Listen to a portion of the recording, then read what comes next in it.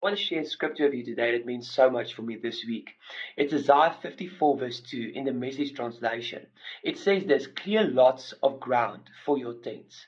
Make your tents large. Spread out. Think big. Use plenty of rope. Drive the tent pegs deep. You're going to need lots of elbow room for your growing family. You're going to take over whole nations. You're going to resettle abandoned cities. Don't be afraid. You're not going to be embarrassed. Don't hold back. You're not going to come up short. You'll forget all about the humiliations of your youth, and the indignities of being a widow will fade from your memory.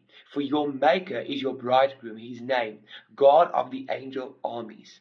And I want to encourage you with this. It says, spread out, think big.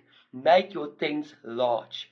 And it's time for us to think bigger. It's time for us to think larger. It is time for us to trust God for greater in this season. So as we reach the last day of April, stepping into a new month in the month of May, I want to encourage you with this.